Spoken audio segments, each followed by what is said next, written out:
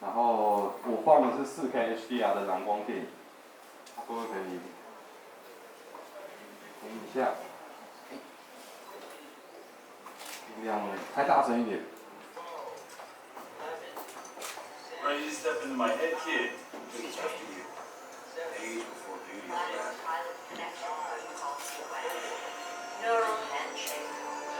然后呢，我们可以看到画面的左上角，只要你有播放4K， 等一下，我有点太快，播放4K HDR 的影片，它上面其实就会出现相关的画质资讯。